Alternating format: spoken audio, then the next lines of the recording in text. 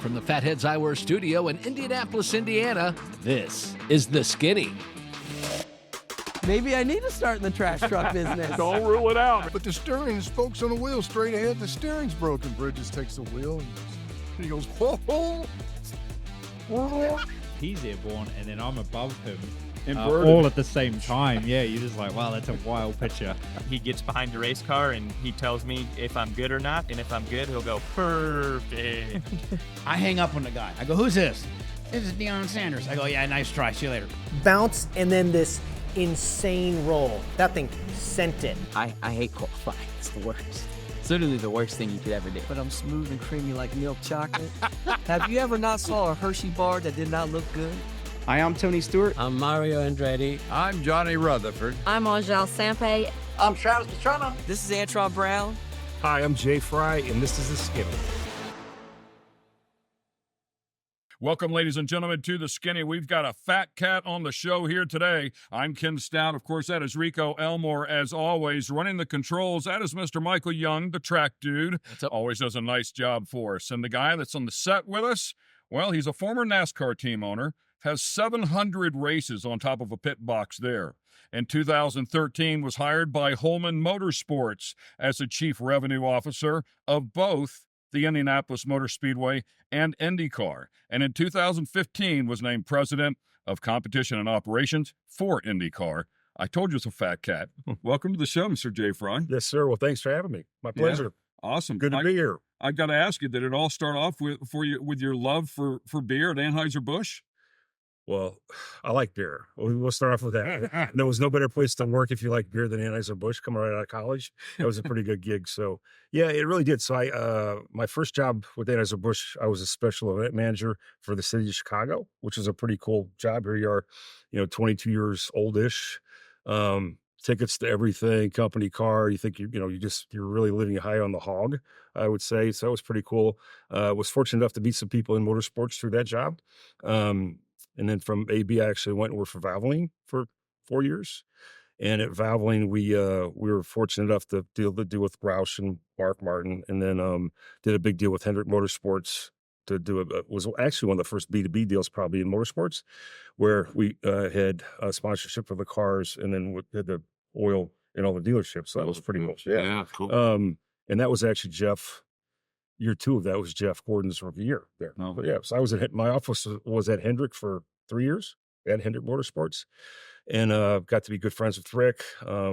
He wanted, or M&M Mars actually wanted him to start a fourth team back then, and he didn't want to. So he connected me with a couple of his car dealer friends who became our backing, and we started MV2 Motorsports from scratch in '96. That's kind of how that trajectory started, I guess. Yeah, I was reading on that a little bit, and I'll be honest with you, there were so many names involved. It seemed to me fairly complex with other partners that were involved in that, and it certainly was something that I was going to ask you about, because it was had to be a big move in your career, but it did seem fairly complex with the other partners that were involved. But clearly, it seemed like as I was doing my homework on you, where you were able to shine is how you were able to bring relationships to the table. Yeah. It was very fortunate to have some really good people. So think about it, when we started MB2 that in '96, we had 13 full-time people in an 8,000 square foot building, little metal building.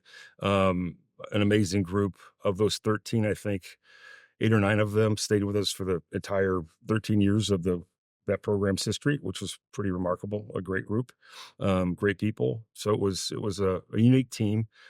Year two of that team, remember 98. 97 was our first full year running. 98, we sat on the pole at the Brickyard 400, which is a big deal. Oh, yeah. So those 13 people are now maybe 16 people. So it's, we really got a lot bigger. But it was a unique team. Very proud of that group. They did a remarkable job. And if I'm not mistaken, I believe that that smaller group you're talking about expanded to some 200 employees by the time you were done. Yeah, so when we said the complicated partnerships, so MB2 was a team, and then a couple years into it, we bought another team. We bought Tyler Jett at that time, so we expanded from our 1 car to 2 cars at the time, and that was a pretty unique situation. We actually brought Valvoline in as a 50% partner in our team, which was the first consumer brand at that time to be a owner of a cup team. So that was unique. So that team's name was MBV. Get it? Pretty creative, huh? V for Valvoline. So we had MB2, we had MBV. And we actually started another group. It was another person. It was Bob Sutton. So it was MB Sutton. So that was MBS. Get it? Huh? How this is all working? Yeah. Creative stuff. Creative. Yeah. So we went from, those, 13 people in an 8,000 square foot building to when we were, when we sold the DI in 2008. We had around 200 people, 200,000 square foot building, 13 acres. We had 3 cup teams, a Bush team at the time. So it got a lot bigger.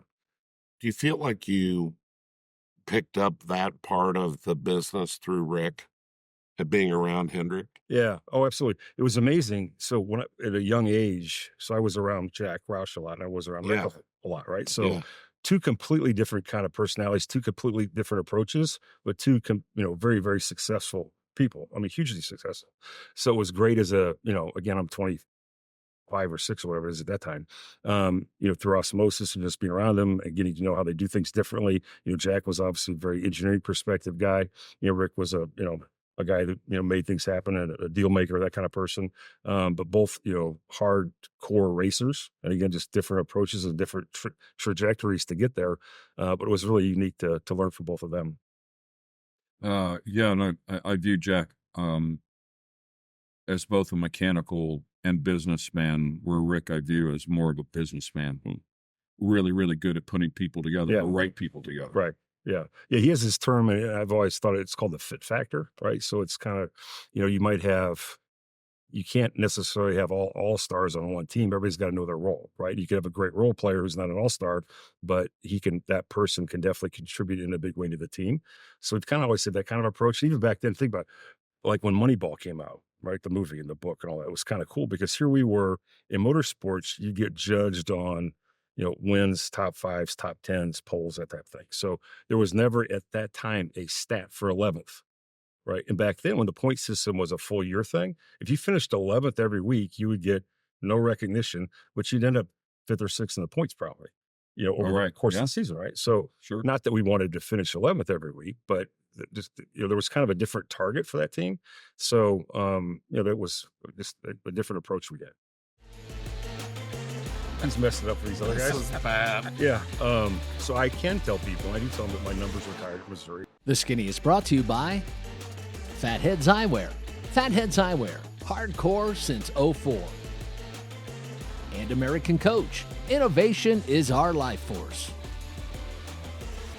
Welcome back to the Skinny. We have the president of IndyCar, Mr. Jay Frye, on the set with us here today, a graduate of the University of Missouri for marketing and operations. Is that correct? Education. Marketing and education. I could actually have a teaching certificate. So, but here's the part you probably can't see because he's sitting down. He's a giant of a man and played defensive end and offensive tackle for the Tigers there at the time. So you were playing college football with some big boys. Yeah. So that was, I'm going to show my age here a little bit. Very proud of my Missouri Tigers. We were doing very well. The new coach, Eli Drinkowitz, is a great guy. But yeah, I was really proud to be a Missouri Tiger. They're doing really well, and it was a great experience. Any illusions of going pro at that time? I did. It was funny. So I actually went there as a tight end, and it was cool. The number 83 in a Missouri tight end was a big deal. So it started with Kellen Winslow, right? So he was the number 83 at Missouri. Obviously went on to be a college NFL Hall of Famer. The next guy to wear it was a guy named Andy Gibbler. Andy played for the Bengals for 5 or 6 years. Really good player. And then here I come. I'm the next number 83 at Missouri. So I was going to, continue this legacy, and it was going to be awesome.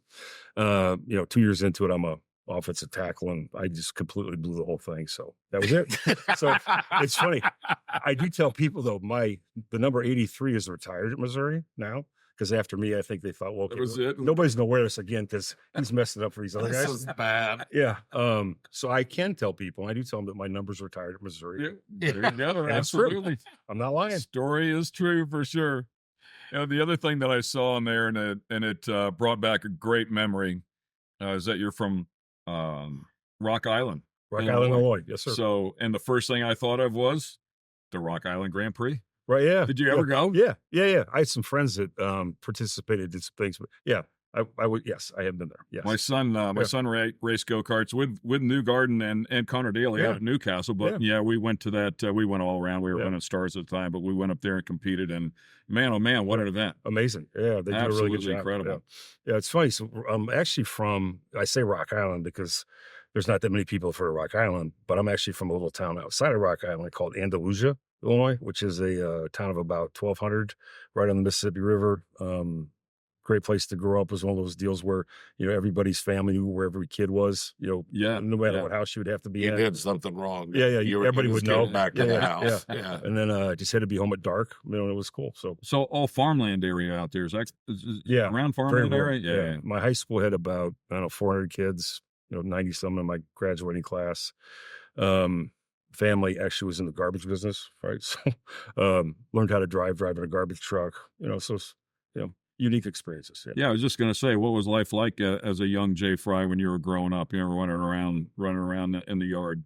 It was amazing. So again, my family, my dad, he had his own little garbage trucking company. We had like 6, 7 trucks. But it was cool that the guys, when they would come back to our shop, they would bring stuff that they found, they would fix it up, and then they would send it home. So I had, I don't know, probably 20, pedal car trucks, fire trucks, race cars, the old metal ones, really cool. Yeah. That I wish I still had them. Right. There was, I'm not sure, right, whatever happened to these things. But my house was the coolest place to be because we had all these bikes and pedal cars and, all this stuff that I would get that came, that people threw away, and the guys fixed up for me and sent it home. And that's some of my fondest memories is actually, I used to work on the truck. Like I said, I learned how to drive, basically driving a truck. I used to ride in the back of the truck. It was great exercise, great summer job. Because the faster you went, the quicker you got done, right? Right. Because once your route was done, you were done. Yeah, you were done. Yeah. So we'd start early in the morning, haul ass, get it done as quickly as we could, still get paid for 8 hours and go home. Perfect. Yeah. Yeah, absolutely incredible. I see. I mean, I love finding, you love to hear, you're so successful, obviously, at what you do, but to go back and just break it all down and, they're just regular kids when they're kids, but to see you grow up and expand the way you have, it's pretty incredible. Yeah. My dad was, he actually passed away when he was like 35. So I was, oh, wow. 8, I guess. But my mom ran the company for another 10 years. We ended up selling it. So, but that group that worked for us, they helped, just like anybody else, help raise you, which they were an amazing group that worked for us.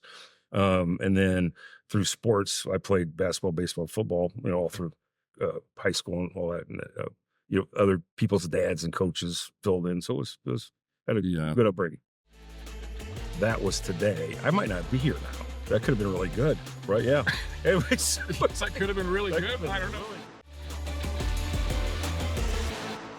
You're looking at the 2008 NASCAR Executive of the Year by ESPN and the Kansas City Star. That's pretty cool. That's pretty cool. Yeah. So that was actually, in 2007, we talked earlier about MB2 and its history. So in 2007, the history of MB2 pretty much ended. We actually merged with DEI and did some different things. There were some things going on. It's funny, look at all the charter stuff that's going on right now. Yeah, which is really good. Yeah. So we would have had 3 charter teams plus a Busch team in that building that we mentioned earlier. So if that was today, I might not be here now. That could have been really good, right? Yeah.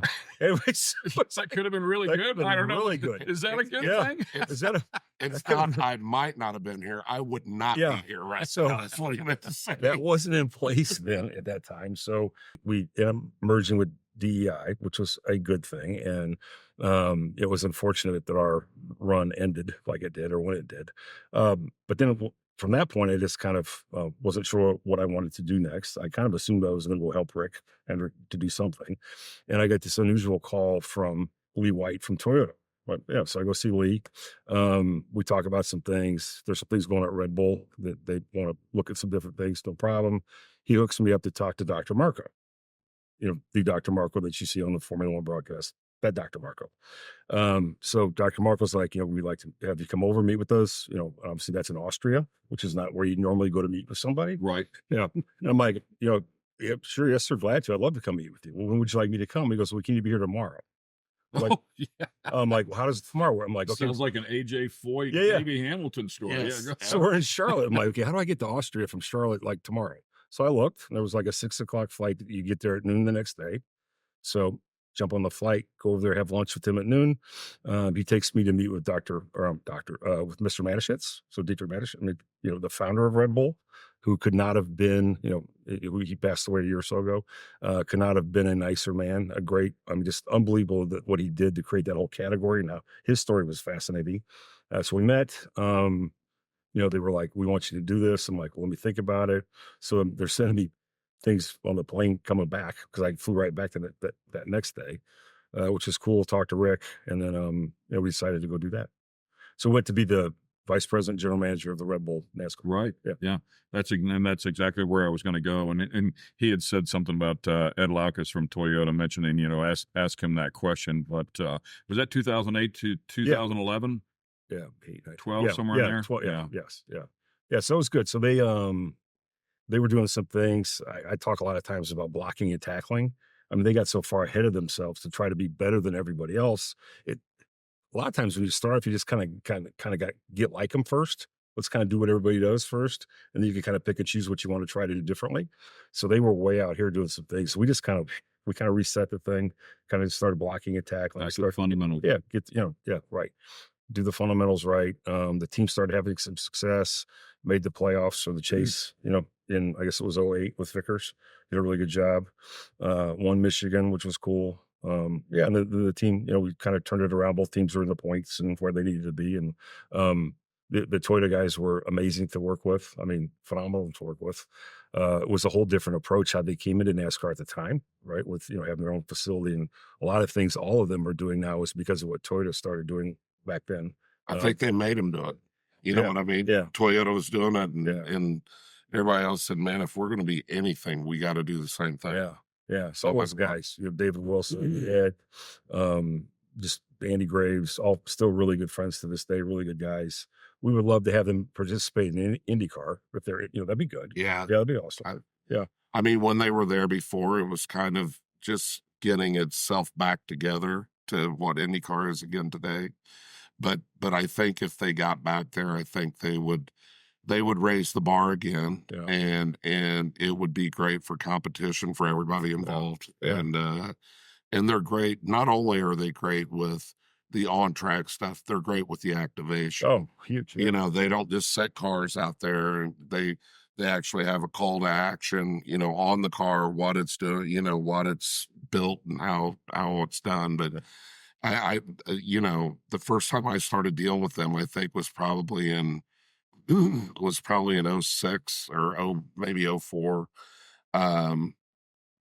But I started dealing with them, and that was about the time Ed came in. Yeah. And they Carter had made a position there for somebody to absolutely concentrate on motorsports, and David Illingworth, of course. Yep. And so, but yeah, I mean, it just and you wouldn't know, and I always said this about them, you wouldn't know who was the CEO, and you wouldn't know who the salesman was. That's just their whole thing. They're just a level, and everybody does their thing.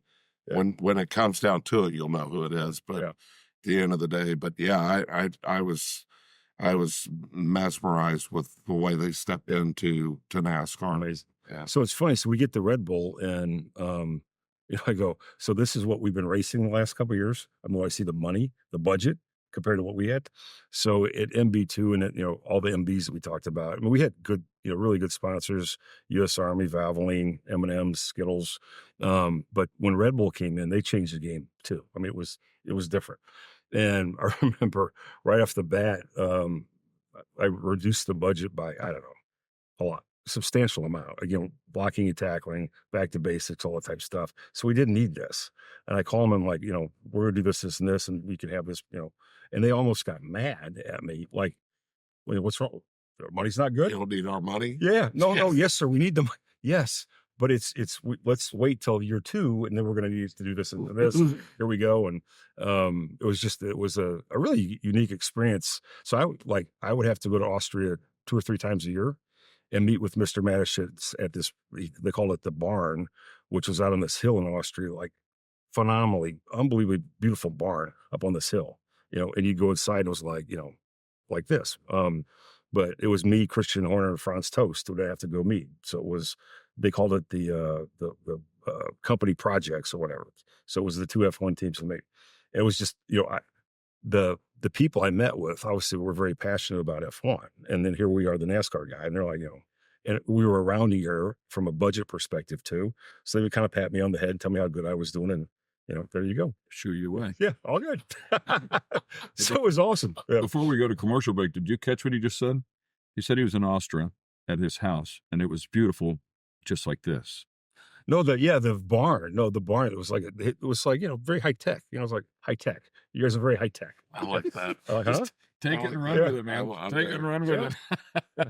All right, we're going to take a quick break here. We'll be back with more. I'm sure Michael has a question for his boss. I would have a hard time looking in the mirror if anything was not like that, right? Or I wouldn't even do it. I wouldn't be here. You wouldn't have to fire me because I quit. You are looking at the Fatheads Eyewear Studio here. Welcome to the Skinny. We're in Indianapolis, Indiana. I'm Ken Stout, Rico Elmore right alongside. The big man that's sitting on the set with us, that is Mr. Jay Frye. He is the president of IndyCar competition operations. By the way, hiding over in the corner, I failed to mention it, even though I said I would. Mr. Dave First is with us. Nice to have you with us. We can't hear you, Dave, but we can see you. You check in for validation with him every now and again. Yeah, he's amazing. Very helpful. We might be able to hear him laughing over there. Mr. Michael Young running the controls as always. Michael, we have Mr. Jay Frye on the set with us. You know here what's today. interesting about Jay's story is I've known Jay in the IndyCar capacity, which it's just one of the guys. And we sit down, have a beer, just sit, talk. It's amazing to hear your backstory, which I was aware of. But when did you realize that you had, I guess, made it? I mean, you went from a guy in a small town, and now you're in Austria talking to the head of Red Bull. It's a fantastic success story. There had to have been at some point that you said, my gosh, I can't believe I've accomplished all this. Well, that was nice. See, right? Wasn't that nice? He's been thinking about that for 30 really minutes. Nice. Yeah. We just lobbed one up to him. You know what? I think it's very simple. I don't think I have made it or whatever, because I think once you start thinking like that is when you lose your edge and you become whatever. I don't. Every day you wake up and it's right, like, every day I wake up and I think I'm gonna get fired, right? Just because that's how I think you got to approach what you do. And the biggest thing I think over my career is I've just been really lucky to work with a lot of really great people. I've been lucky to have a lot of great mentors, the Rick Hendricks, Jack Roush's. There's just been so many people along the way. This guy you work for now is pretty good. Well, right, yes. Well, I mean, like I said, the list is... That's what I'm just thinking of, this list of all these people he's mentioning. I'm like... Yeah, I mean, Dietrich Mateschitz, I mean, he created a brand, a category, the energy drink category, right? Worldwide brand. Yeah. And it's just, and then sitting there, I mean, I remember when I first, the first Red Bull meeting in Austria with with Christian and with Franz, that was before Red Bull had won a race, right? Right before that, Toro Rosso had won a race with Vettel. So all of a sudden now Christian's like, what's going on with this guy, right? I mean, it's amazing to see how that team has evolved and all the great things they've done, obviously. So it's been amazing, right? So that was that far back. And, again, it's the same thing. That team surrounded, they got a lot of great people. They got the financial support they need. They get the, everything they need to be successful, and they've done it. So again, I'm very fortunate to be in this role. And I think, like, I try to tell people, kind of the commissioner of the league. To me, I work for the paddock, and if the paddock and teams of drivers are successful, we as a league will be successful. So to me, it's always at the end of the day about the people, 100%. Yeah, that's a great approach, and it's funny you say I wake up and worry I'm going to get fired every day, and I immediately thought of Roger Penske. But my question to you, I've always felt like that. It's been like that my whole life. Well, it's a motivator. You're just motivated. You want to go. You can't become complacent. Right. Exactly. No. Right. But I think about that. 2015, I read from Chip Ganassi and from Roger Penske. They were both really happy that you were being put into the position and had immense respect for you from their side. after you're in that position and you make a few calls and maybe things don't go the way they want them to go. Worst choice ever. And then the evolution of the sport with Penske becoming the owner of everything. And now you fall back in this position where this guy is in a position to really have some power over your decisions. What is it like now? You know, that you're in here another 9 years later. Your concerns early on, or did they pan out the way you thought they would? Or are they still your concerns to this day?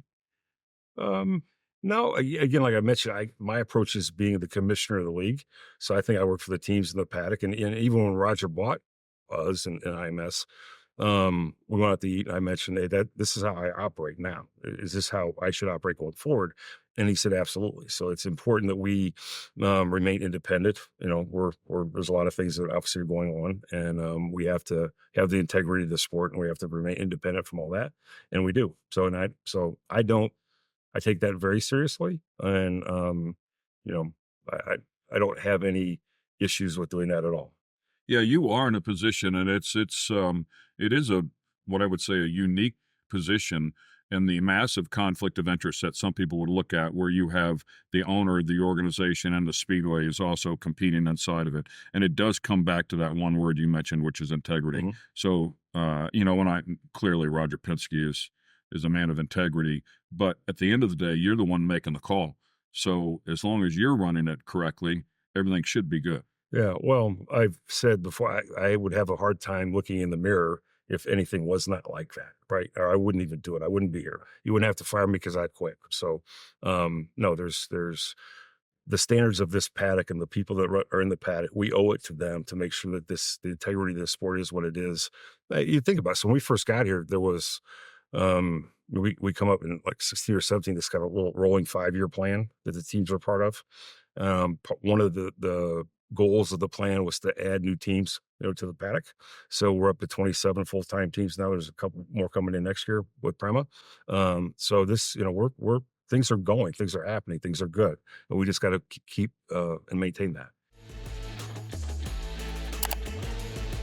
Want to get the skinny on other guests and different types of motorsports? Check out our YouTube page and get the skinny.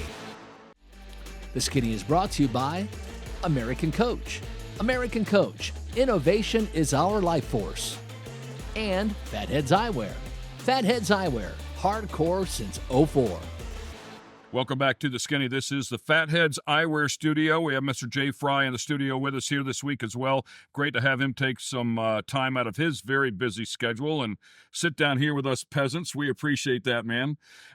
Fresh off of that race weekend in Milwaukee, and I was chatting with you guys when you came in. I guess I aimed it more at Dave, but man, I forgot how good that place raced. But another great season here as you're approaching the end of this season, and pretty successful weekend there at Milwaukee, and you'll go to Nashville obviously here in a couple of weeks and close things out. Are you happy with the decisions and the new tracks and bringing a Milwaukee back with all of its history? And I know you're going to Nashville, but you know, this time a year ago at Nashville, I believe I think they actually announced a new route through the city, but unfortunately that changed last minute. So constant curveballs in your position.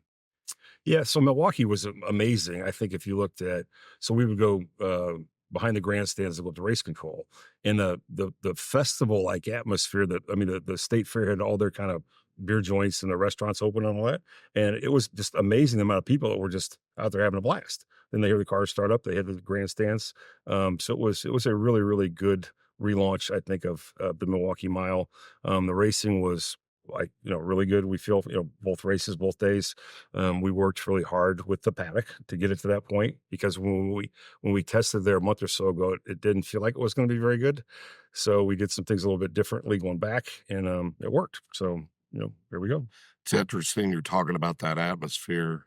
That brings me back to like the Champ Car racing at the state fairgrounds. Mm. At the DuQuoin or the Springfield Mile, and used to be here at Indiana State Fairgrounds, and it brings a different atmosphere to it, because it is kind of a carnival like deal. And then once they hear the cars start running, everybody goes to the stands and and you're wide open. That's cool. I haven't been to Milwaukee in a long time. So Okay, so being a former beer guy, right? Yeah. So this is a fun fact for you. The DuQuoin State Fair sells more beer than any other state fair in the country. How about that? Is there a Dude, reason? Have you Have you analyzed? been there? Well, yeah. They look like they have a lot of fun. Yeah. Yeah. So per capita, and it's not even the state fair. It's it's obviously it's not the only state fair. It's the DuQuoin State Fair. So this was like in 99, 2000-ish. So they might not be now, but they were leading the league back then. I don't know. They haven't slowed down. I'm sure they haven't. Best I can tell. I love the fans in Wisconsin. I am fresh off of a 4-day weekend at Crandon, Wisconsin, in the Northwoods. They have their big race, their show purse off race up there, and 60,000 fans line the place, and it's just an amazing feel. For some reason, I don't know why, it just feels a little bit different. So we were up there. We'd had 15 hours of live programming that came out of there on MAVTV, the home for this show as well. And I left on Saturday night. We had done 4 hours of television. I left on Saturday night, and whenever I left the studio to go back to the motorhome, the grass was empty. There was nothing on the grass that looks down at the racetrack, and we're talking about acres here with the fans line. And then I had a 7:45 a.m. meeting the next morning. So I get up and I'm walking back, and when I'm walking back, there is a sea of chairs, an absolute sea of chairs, not a person sitting in them, but a sea of chairs. Whenever I say that, it wasn't something that the racetrack put out. It was chairs that people bring in. Spots, yeah. So I come back into the meeting, and I think Jason Flannery, president, was sitting there, and I said, so I left at 10 o'clock, nothing. I come back at 7:45, and I can't even see the grass. He starts laughing. He says, yeah.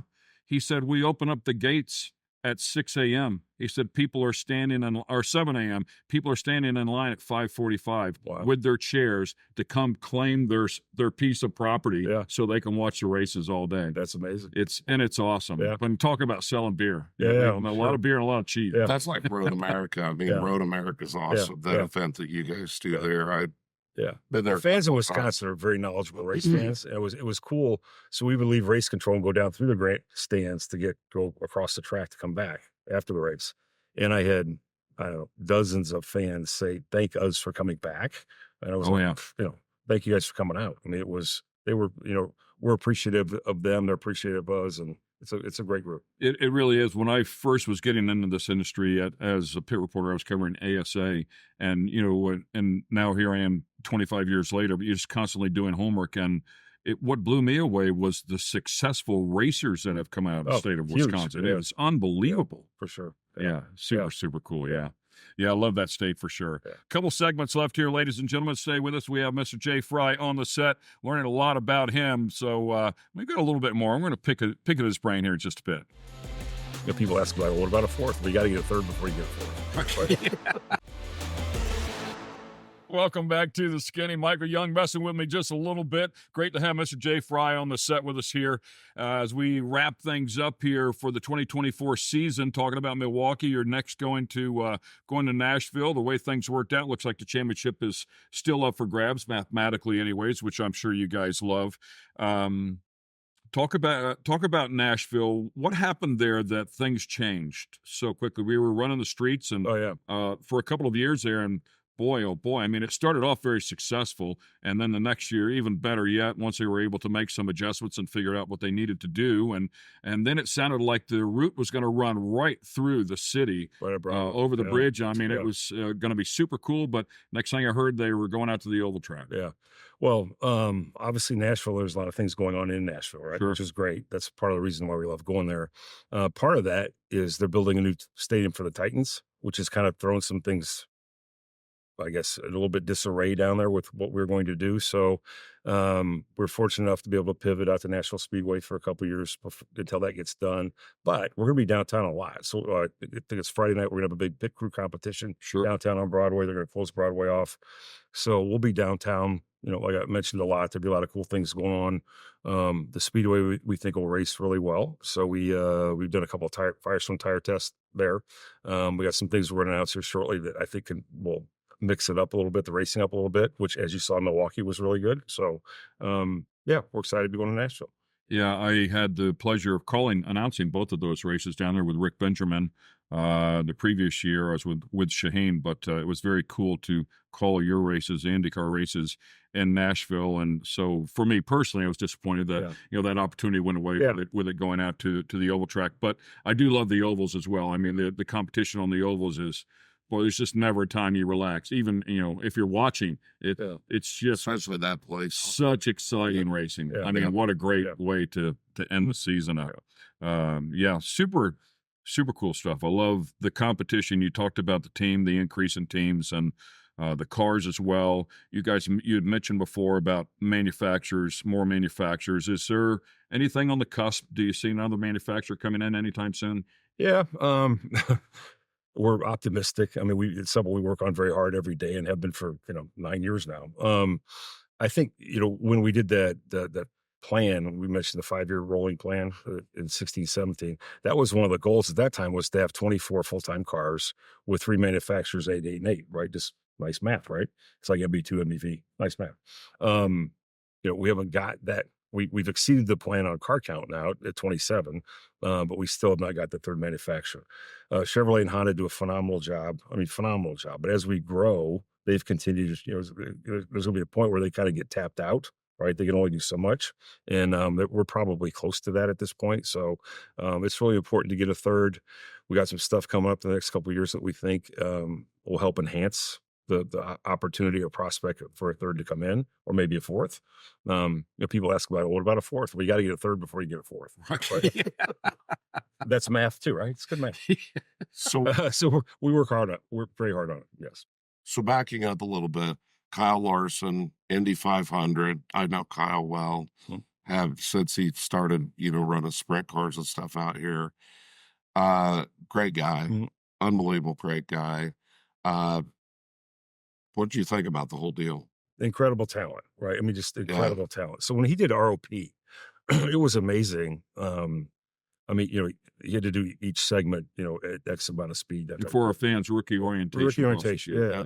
And he went out and did it, and it was like, bam, bam, bam, bam, bam, bam, bam. Okay, I'm done. Next. Then you go out and do the next segment. Bam, bam, bam, bam. Okay, I'm done. Like a robot. Yeah. I mean, it was crazy. Yeah. I mean, sometimes what happens is guys like that go too fast. You can't go too fast either. That lap didn't count if you don't go within the window. But he just went out and hit every lap in the window, was in and out, done in no time. And it was just like, this kid's spectacular. He did a great job. He did a great job off the track too. He did all these great things for us, to promote IndyCar in the 500. So we're appreciative and grateful, that he participated. I will tell you, as a spotter for Scott Dixon, I didn't appreciate his color choice. Yeah, it was all but identical. Yeah, I remember there was a couple of small little things, but honestly, the one thing that I could pick out was the windshield banner was different. Yeah, and that's so when Scott would come through too, I'd look up and I'd like, okay, that's my car. Right, and I got to tell you, you know how this works, right? Whenever you have 2 that look identical. Yeah. They're together every time. The entire week of practice, the race, they are nose to tail all the time. What a coincidence, right? Yeah. Yeah, it's even from, now everything's, obviously timed electronically, but we still look out the window, right? And you're like, okay, that's that. It doesn't line up to timing and scoring, but it's, like you're saying, the cars. Yeah. The Jim Coates cars now. You look up and I actually have a question for you about the colors of the cars and the design of the cars. We have to take a quick break here, so stay with us. We'll be back. One more segment with Mr. Jay Frye. He told me, you're going to last a year, maybe 2, and they're going to eat you alive. I love you, but they're going to eat you alive. Okay, bro. So here we are 9 years into it or whatever it is. Yeah. So I exceeded his expectations. The Skinny is brought to you by Fatheads Eyewear. Fatheads Eyewear, hardcore since 04. And American Coach, innovation is our life force. You're looking at the president of IndyCar. That is Mr. Jay Frye, who's joined us here in the studio at the Skinny. Great to have you take some time out, man. We really do appreciate it. My pleasure. Thanks for having me. Awesome to have you with us. We were talking about the colors of the cars, and for so many years, even NASCAR, certainly NASCAR, you would identify your driver immediately by looking at the cars. And my question for you is, because in IndyCar we do the same thing, But now we see cars changing schemes literally race to race. I want to say it was Newgarden here at Milwaukee this past weekend. One Overnight, scheme and then another scheme. And so that I'm a fan. I can't always watch it every weekend because I'm working, but I'm a massive fan. And I come on and I start watching a race. And I'm like, who's that? And who's that? Right. And it takes me a half a race, to start piecing the puzzle back together. Do you see that as a product of that's how difficult it is to bring sponsorship in these days? Yeah, well, that started a long time ago. Obviously, when you mentioned Cup, even back in our MB2 days, we did that. So you would sell a quarter of the season, right? So you flip, and that associates what happened. And it was just about you had to come up with X amount of a budget. A lot more companies could afford the 25% plan than they could the 100% plan. So I get from a fan perspective, it can be frustrating, right? Because back then the black number 3 was right. The DuPont car. Yeah, I mean, it was very it was very apparent, right? And then even back then, when they would do a special paint scheme, it was a huge deal, right? Because it was a one-off, right? It was just a unique, different car for that one race. Where now, I mean, it's evolved into this, both sports. And I understand the frustration. It's about getting hopefully more activation. I mean, you got different sponsors on different cars that could do different things to promote it in a different way. So all that's a good thing. But again, from a fan perspective, I understand how you got to kind of reset every race to make sure you know which one's which. Yeah, right.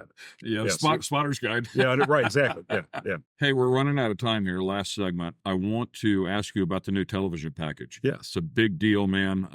Obviously, the family's been on NBC for so many years, and I think that trio in the booth with Diffie and Townsend, Hench, as good as anybody we've ever seen. Super knowledgeable, very exciting stuff, and obviously the racing allows them to do a great job. Things are going to change there just a little bit, I know, but wanted to give you an opportunity to talk about this go and where it's going in 2025. And my understanding is that they also have an app that's coming out later this year that's going to allow people to watch, I guess, very similar to a Peacock. Is that correct? Yeah. Yes, it's coming. I think, first off, it's important for us to thank NBC and all the people you just mentioned. They've done a phenomenal job. And there was, it's one of those things that, did they do anything wrong? Absolutely not. The Fox opportunity was just where where we will be on network for all 17 races, Indy 500 qualifying, and then a lot of the practices and other qualifyings will be on FS1 or FS2, which is great. So from an exposure perspective, we're going to have about 50% more than we had this year. So really looking forward to that, really excited about it. Again, NBC's been a phenomenal partner. We certainly want to just thank them for all they've done. Yeah, I mean, I love the fact that it's all going to be on one network. Yeah. I will tell you, when NASCAR, they bounce it around and I don't know where it's at. And after a few minutes, I get frustrated. I'm like, I don't know where it's at. Well, think about how we just talked about your car ID, right? Brand identity on a car. What's the same thing there, right? People will know where to go to watch the race, which is huge. I'm excited about it. I'm excited about Nashville. I'll be down there as well. And Nashville's a great place, fun time. And I think it'll be really cool to see what you guys are doing downtown and everything. Yeah, so we're excited. It's been a great season. Certainly want to thank all of our fans, competitors, paddock drivers.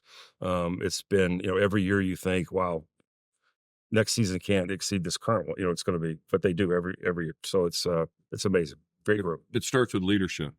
And I mean, and it really does. I mean, you've got to lead the pack somewhere, and they need to have somebody that they believe in to follow as well. So it has to be your vision and the way that you've accumulated the partners and to get everybody to go in the same direction. Listen, man, what you do, you're very, very good at, clearly. And this landscape and this environment, to stay alive is pretty exceptional. Well, thank you. Again, it's a great paddock. Like we mentioned earlier about harnessing the power of the paddock, right? Which is something we've got a lot of great people in our paddock, and we use them every day, for help and guidance and future planning and that type of thing. And it's funny, we talked earlier about our friend Robin Miller. I remember when I first got this role, and Robin was a friend for a long time. He told me, you're going to last a year, maybe 2, and they're going to eat you alive. I love you, but they're going to eat you alive. Okay, bro. So here we are 9 years into it or whatever it is. Yeah. So I exceeded his expectation, which if you talk about, have you made it? That to me is a good thing. That was Yeah. one I could check that box that I made it more than 2 years. And it's just a Right. shame that he's Yeah. not here to rub it in his nose. because Absolutely. It would Yeah. be It would be a lot of fun. Yeah. It would be a lot of fun. Yeah. Well, ladies and gentlemen, we got to wrap it up here. Once again, thank you very much for Thank coming you, on, guys. man. Absolute pleasure. It's not easy to get someone of your caliber in here and sit down and chat with us. You've got a lot on the plate all the time, but hope you enjoyed the show, learned a little bit more about the president of IndyCar, Mr. Jay Frye. Thanks, brother. Thank you.